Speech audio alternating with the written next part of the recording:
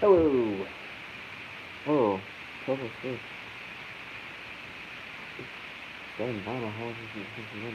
Alright, so, hi everybody. Looks like some people have already been here for a little bit. Don't know why. So the name of the video, I'm explaining the title of the video today. But first, if you're not caught up on what's been going on lately, there was a death. An Antifa member was hit and killed earlier this week outside of a riot. If I don't have, I can't particularly put the news video up on the channel by itself. But however, I'm going to show you the news clip from KGW that will explain what was going on. So let me go ahead and cue it up right here.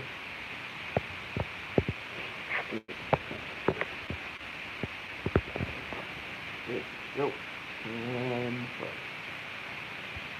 And you retarded Matt. This is a KGW News special edition. Our top story, the mystery began around midnight. Police say an SUV crashed into a building and someone fired shots into that vehicle. So when officers got there, no one was around. Hours later, they learned someone had driven this 23-year-old to the hospital. He has since died. And we've learned that victim was a well-known Portland activist. And police are calling his death a homicide. The crash happened at Northeast Nice and Everett. KGW's Art Edwards is there live with the latest on what we know at this point. Art? Now, the police have not released a whole lot of information on this as they work on their investigation, but what you can see behind me is that there are candles and flowers that are outside of the building of the Democratic Party of Oregon. Those items have been left here in the memory of Sean Keefe. A chaotic scene in Northeast Portland early Saturday morning. Police said 23-year-old Sean Keefe, known by some as Armenio Lewis, was hit and killed by an SUV. That's Luis's girlfriend. Hold on. That's Luis's girlfriend, for those who don't know. He smiled a lot. It happened right outside the building that houses the Democratic Party of Oregon. Gerald Perez was in a tent nearby when it happened. He heard cars, crashing sounds, gunshots, and people talking to Keefe. Walk, man, walk. And that's when it came on the tent, and someone saying they came across the road, and that guy still was trying to get his SUV or truck unstuck. Keefe was driven to a hospital where he was later pronounced dead. He was known as a left-wing activist in Portland. This is video of him at a protest in 2016. The Oregonian reports that he was hit after leaving Cider Riot, a left-wing hangout in Northeast Portland.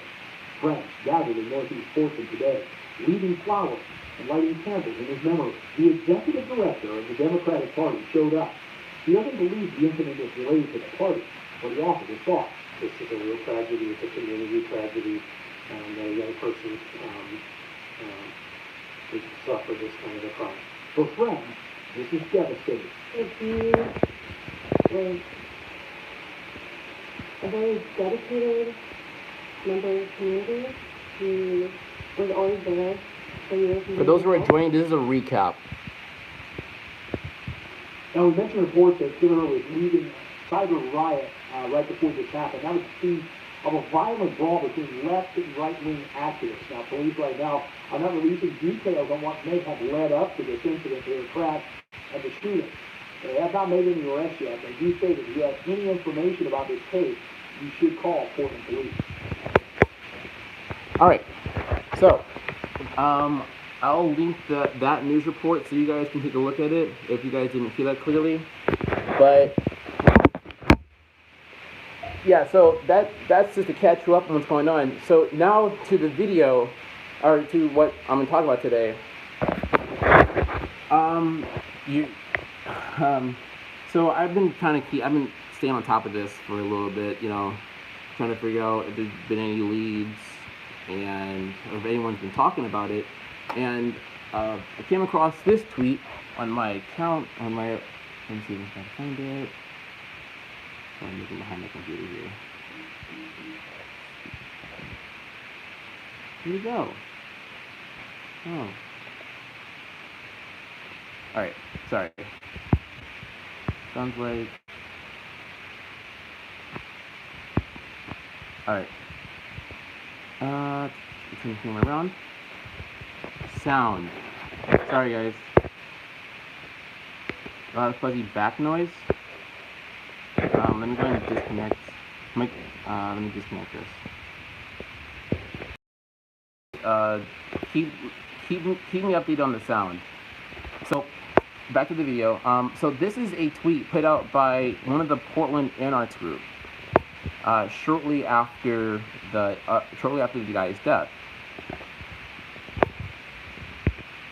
And as you can clearly see, apparently the victim's family does not want you talking to the press at all.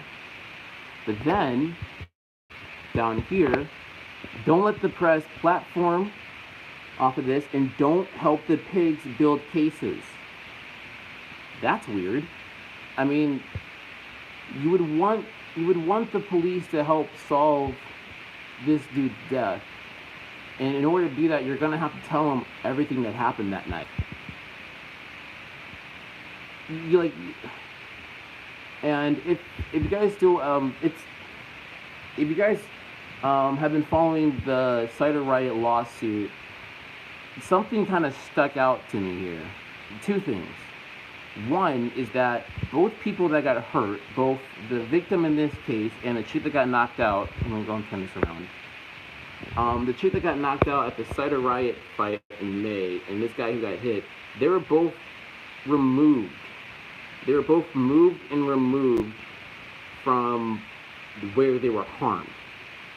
The girl who got knocked out was picked up and carried back into the bar, and the guy who was hit wasn't picked up and pinned to a vehicle. Now,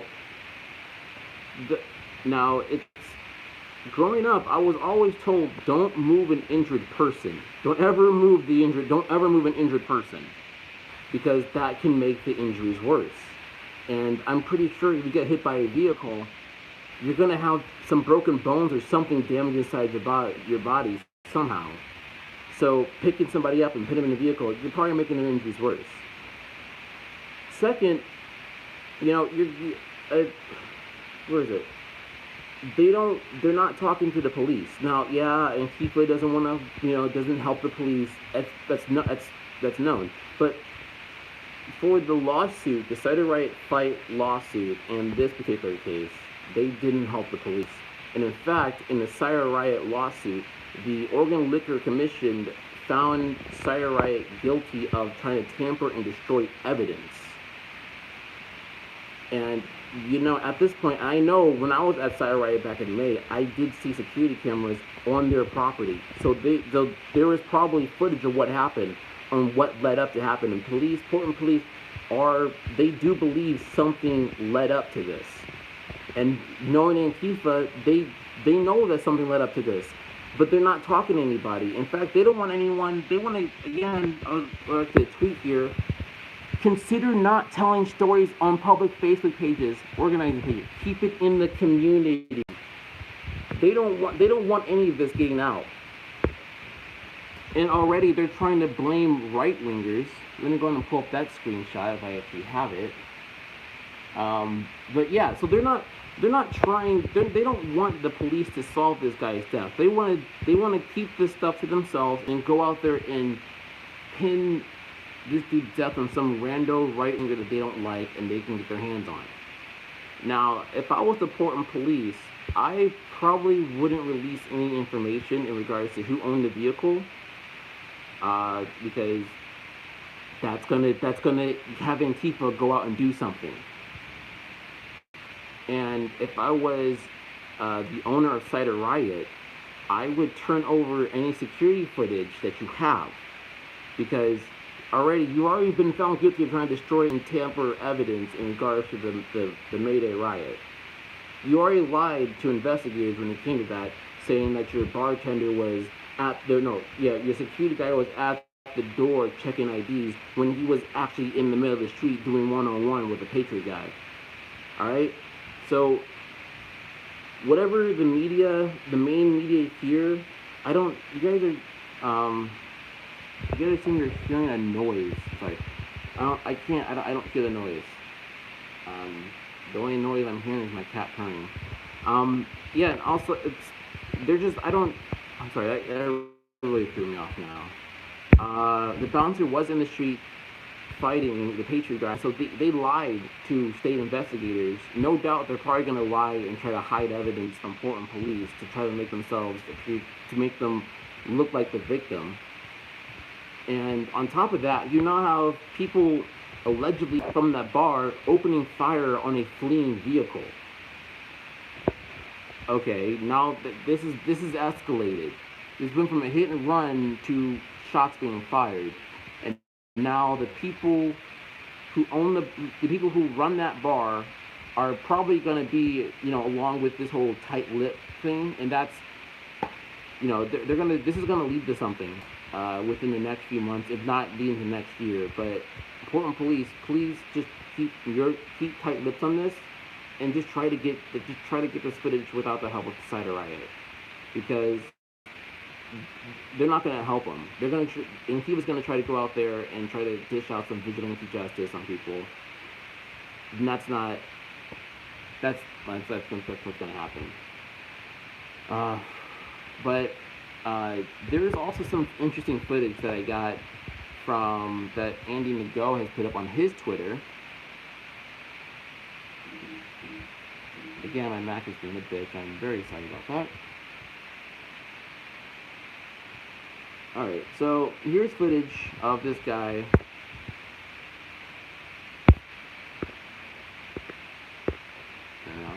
So here's him again.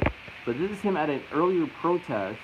I don't have the date per se, but take a listen to this. Don't do that. I don't give a fuck if that's your job. I don't give a fuck if that's your job. If it's your job, when someone's spending 5 years in prison, you know what's going on with this? You know what's going on with this? Why are you so fucking? Why are you so because you fucking, what am I going to tell you? If it's your fucking fault, someone's facing a felony fucking charge. And it's your fucking fault. You know what's going to happen next time you do that? I will break your fucking camera. And I have no qualms doing that. Because felonies are a big fucking deal. Felonies are a big fucking deal. Don't pull that shit again.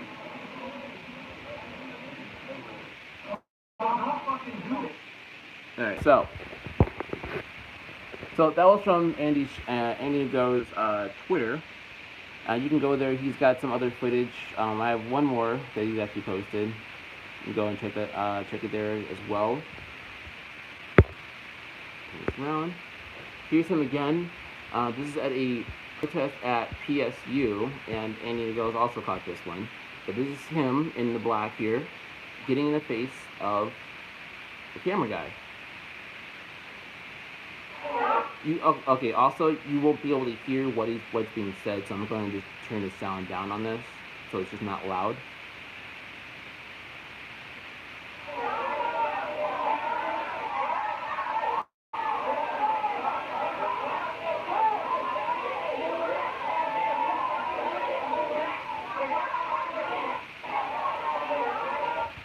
Alright, so yeah, so that's 2 clips of him doing that. I've personally seen him get in the face of people. Not, you know, aside from these 2 situations, it's, you know, this is not some shiny activist. This is an aggressive piece of shit Antifa guy. And so, you know, as the investigation continues, hopefully, you know, Cider Riot does turn over their security footage. They better turn over the security footage. You know you have security footage. You know you do. And any other footage from the area, I know the parking garage, I think the garage across the street from Cider Riot does have a camera, and there are businesses around the business itself that has cameras. So hopefully Portland Police does go around and get those footage. That's all I have for now. I thought this would be a much longer video. I kind of want to just go on a rant and just start ripping this guy a new one, but they'll be burying him, so I think that's enough. And that's enough for me. So yeah, I'll keep you guys updated. This stream will be on the channel for a bit while I try to work on this. But I'm gonna now go through the questions here, the comments, and see answer anything. When did the gunshots start to fire? Well, that's one of the things that I want to know too. That wasn't known in any of the reports or articles that I saw. There was just the collision and there was gunshots. But when the gunshots took place, I have no idea. But knowing that there is footage of this guy getting into people's faces and threatening people to break their stuff, I wouldn't be surprised if this guy had done something to get him hit by that car, or there was a big thing that guy had put himself in that position. So yeah, knowing when the gunshots went off would be really great. I'm just going through the comments chat here. If you guys have any questions or anything. Yeah, so Mr. Hesterman, I just answered your question. So yeah, audio-wise, I'm sorry if you guys couldn't hear properly. Hopefully you guys can hear now. But yeah, so for now, we're going to... Oh, is there some blackout of the owner of the vehicle or description of the driver? As far as I'm concerned, there hasn't been any description of the driver. I'm surprised there wasn't a description of the driver.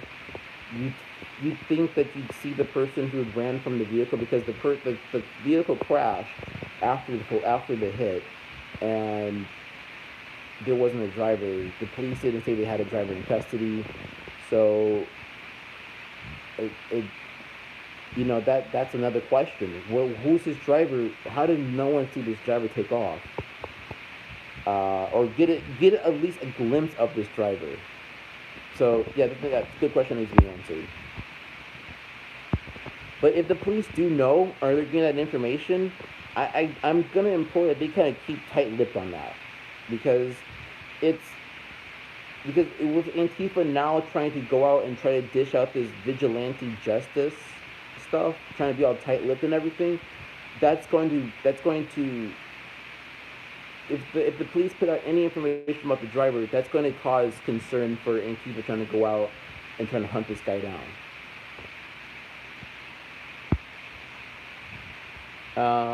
Antifa said on Twitter that Joey Gibson and Annie No killed someone. No, they didn't. I don't know. Antifa says a lot of shit. Young America. Do you think that gunshots were coming from Antifa? Yes, I do believe that the gunshots were coming from Antifa. And do you think that the gun is legal? I don't think the gun was illegal. I think that whoever fired the shots left immediately after the shots were fired. Was the dead guy armed? Did not say anything about that, if he had a license to carry or not. From what I've seen of him personally at events, he doesn't have a gun. He hasn't carried a gun. And I don't really expect Antifa to carry their guns like, gangster thugs on the south side of Chicago with the guns tucked in their waistband. They'll probably have it holstered. So, yeah. So, for now, I'm going to,